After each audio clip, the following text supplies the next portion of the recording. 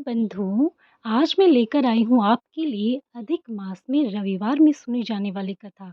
ये कथा आपकी सर्व मनोकामनाओं को पूर्ण करेगी, इसलिए भक्तों सच्चे मन से आप इस कथा का रसपान करें। चलिए शुरू करते हैं आज की कथा। एक बुढ़िया थी। उसका नियम था कि प्रति रविवार को सवेरे ही स्नान आदि कर घर को गोबर से लीपकर फिर भोजन तैयार कर भगवान को भोग लगाकर स्वयं भोजन करती थी। ऐसा व्रत करने से उसका घर अनेक प्रकार के धन धान्य से पूर्ण था। श्री हरि की कृपा से घर में किसी प्रकार का विघ्न या दुख नहीं था। सब प्रकार से घर में आनंद रहता था। इस तरह कुछ दिन बीत जाने पर उसकी एक पड़ोसन, जिसकी गौ का गोबर वह बुढ़िया रोज लाया करती थी, विचार करने लगी कि यह वृद्धा सर्वदा मेरी गौ का गोबर ले जाती है, इसलिए अपनी गौ को घर के भीतर बांधने लग गई। बुढ़िया को गोबर न मिलने से रविवार के दिन अपने घर को वो ना लीप सकी, इसलिए उसने ना तो भोजन बनवाया, ना भगवान को भोग ही लगाया और स्वयं भी उसने भोजन नहीं किया। इस प्रकार उसने निराहार व्रत किया। रात्रि हो गई, वह भूखी ही सो गई। रात्रि में भगवान ने उसे स्वप्न में दर्शन दिया और भोजन न बनाने तथा लगाने का कारण पूछा। वृद्धा ने गोबर न मिलने का कारण सुनाया। तब भगवान ने कहा कि माता, हम तुमको ऐसी गौ देते हैं जिससे आपकी सभी इच्छाएं पूर्ण होंगी, क्योंकि तुम हमेशा रविवार को गौ के गोबर से लीपकर भोजन बनाकर मेरा भोग लगाकर खुद भोजन करती हो।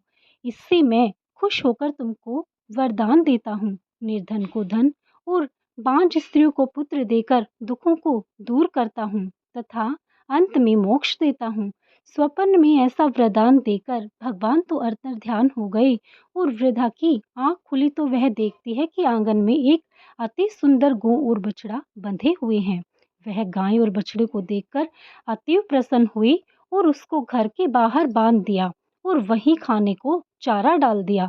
जब उसकी पड़ोसन बुढ़िया ने घर के बाहर एक अति सुंदर गौ और बछड़े को देखा तो द्वेष के कारण उसका हृदय जल उठा और उसने देखा कि गाय ने सोने का गोबर किया है, तो वह उस गाय का गोबर ले गई और अपनी गाय का गोबर उसकी जगह पर रख गई। वह नित्य प्रति ऐसा ही करती रही और सीधी साधी बुढ़िया को इसकी खबर भी नहीं होने दी।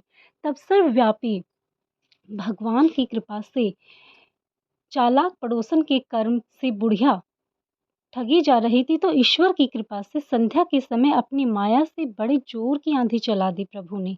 बुढ़िया ने आंधी के भय से अपनी गौ को भीतर बांध लिया। प्रातःकाल जब वृद्धा ने देखा कि गौ ने सोने का गोबर दिया है, तो उसके आश्चर्य की सीमा न रही और वह प्रतिदिन गौ को घर के भीतर बांधने लगी। उधर पड़ोसन ने देखा कि बुढ़िया गौ को घर के भीतर बांधने लगी है और उसका सोने का गोबर उठाने का दाव नहीं चलता, तो वह ईर्ष्या और डाह से जल उठी और कुछ उपाय न देख पड़ोसन ने उस देश के राजा की सभा में जाकर कहा कि महाराज, मेरे पड़ोस में एक ऐसी वृद्धा है कि जिसके पास ऐसी गाय हैं जो आप जैसे राजाओं के ही योग्य है। वह नित्य सोने का गोबर देती है। आप उस सोने से प्रजा का पालन करिए। तब वह वृद्धा इतने सोने का क्या करेगी? राजा ने यह बात सुनकर अपने दूतों को वृद्धा के घर से गऊ लाने की आज्ञा दी।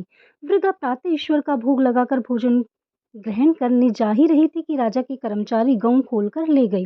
वृद्धा काफी रोई, काफी चिल्लाई, किंतु कर्मचारियों के समक्ष कोई क्या कहता।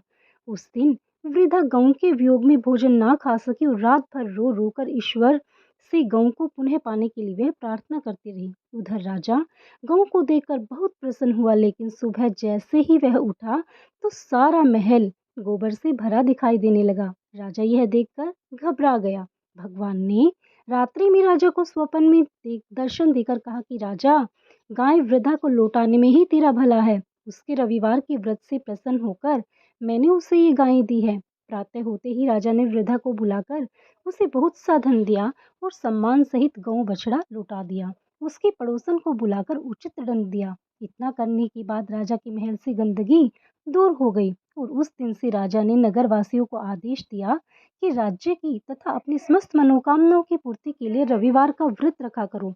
व्रत रखने से नगर के सभी लोग सुखी जीवन व्यतीत करने लगे और कोई भी बीमारी तथा प्रकृति का प्रकोप उस नगर पर नहीं होता। बोलिए जय श्री विष्णु भगवान की जय।